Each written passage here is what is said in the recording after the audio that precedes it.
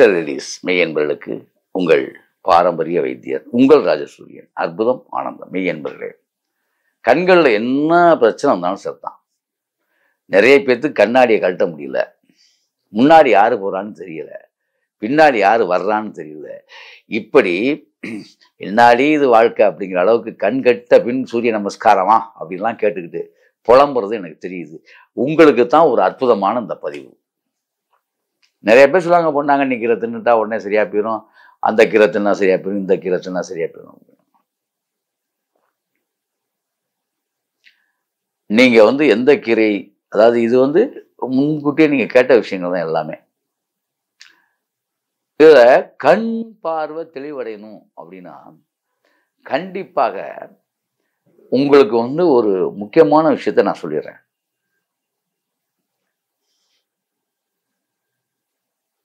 சாரண மருந்துன்னு ஒரு மருந்து இருக்கு.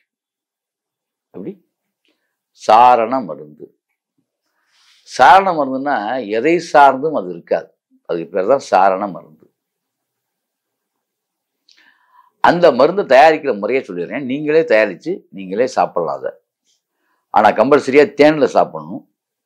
அப்படி இல்லைன்னா வெந்நீர்ல சாப்பிடுங்க. அதாவது சுகர் கம்ப்ளைண்ட் உள்ளவங்க வெந்நீர்ல சாப்பிடுங்க. தேன்ல சாப்பிட்றது கண்ணுக்கு நல்லது. வெந்நீர்லையும் நீங்க சாப்பிடலாம். இதுக்கு பேர் சாரண மருந்து அப்படின்னு பேர். இந்த கலவையை எப்படி செய்யணும் அப்படிங்கிறத உங்களுக்கு சொல்லிடுறேன். இந்த சாரண மருந்து தயாரிக்கின்ற முறை, அதாவது 100 கிராம் சிறுகீரைன்னு சொல்லி கடையில் வாங்கிங்க. சிறுகீரை கீரை, கடையை சாதாரண கீரை தான். அதை கடையில் வாங்கிக்கணும். அதில் காய வைக்கிறத அளவு சொல்லிட்டு இருக்கேன். அதில் 2 கட்டு நீங்கள் காய வச்சிங்கன்னா 100 கிராம் தரும்னு நினைக்கிறேன். அவ்வளோதான். 2 கட்டு கீரையை காய வச்சிடணும். அப்படியே தண்டோடவே எல்லாம் சுத்தம் பண்ணிட்டு, பழுப்பு இலைகளை நீக்கிட்டு, நல்லா கழுவி சுத்தம் பண்ணிட்டு அதை அப்படியே காய விட்டுறணும். நிழல் காய்ச்சலாம்.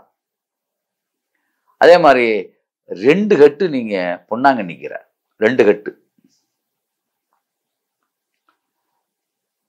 அதே மாதிரி 1 கட்டு கருவேப்பிலை,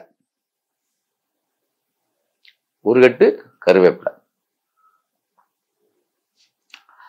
இது 3ஐயும் நல்லா காய வச்சிடணும். காய வச்சு நிழல் காய்ச்சலா போட்டுரும். ஒரு 10 நாளைக்கு காய, நல்லா சருகா காஞ்சிடணும். அப்படி சருகா காஞ்சிடணும். சருகா காஞ்ச பிறகு அதை எடுத்து பவுடர் பண்ணி வச்சுக்கணும்.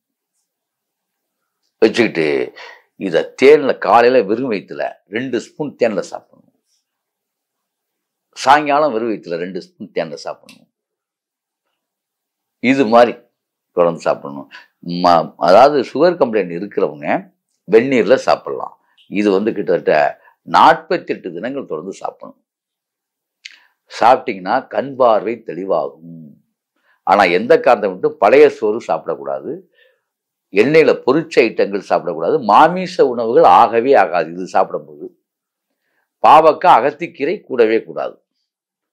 இந்த மருந்து சாப்பிடும்போது இது மாதிரி சாப்பிட்டீங்கன்னா கண் நோய் சரியாகும். இதை விட இது சாப்பிட்டுட்டு இருக்கும்போது இன்னொன்னு சொல்லலாம். கண்ணில் பிரச்சனை இருக்கவங்க நந்தியாவட்டை இலை இருக்குல்ல, நந்தியாவட்டை இலையில கண்ணில் வச்சு கட்டிட்டு நைட்டில் படுத்தணும். நந்தியாவட்டை பூ கிடைச்சாலும் சரி, இலை கிடைச்சாலும் சரி, கண் மீது வைத்து அப்படியே ஒரு வெள்ளை துணி போட்டு கட்டிட்டு அப்படியே தூங்கிட வேண்டியதுதான். காலைல எழுந்திரிச்சு தூக்கி போட்டுடலாம். இல்லை இன்னும் கூட உங்களுக்கு சிறப்பாக வேணும்னா நந்தியாவட்டை செடியோட இலையை நீங்கள் அரைச்சு மருதாணி மாதிரி அரைச்சு கண் மேலே 2 பக்கமும் கண் மேலே அப்படி வச்சுட்டு பேசாமல் படுத்துருங்க. காலையில் இருந்து பாருங்க, அவ்வளோ அற்புதமாக இருக்கும். இதை விட ஒன்று இருக்குது. நந்தியாவட்டை செடி இருக்கு இல்லையா, தண்ணீரே சேர்க்கக்கூடாது, இலையை நல்லா அப்படியே அரைக்கணும். ரொம்ப லேசாக ஒரு 2 சொட்டு 4 சொட்டு மட்டும் லேசாக தண்ணி வேணும்னா விட்டுக்கலாம். அதில் இருக்க சாரே போதுமானது. அப்படியே தொப்புல அதை தடவிட்டு நீங்கள் இரவு படுத்து பாருங்க. கண்ணியும் வச்சுக்கணும், தொப்புலையும் அந்த சாரை விட்டுட்டு படுத்து பாருங்க.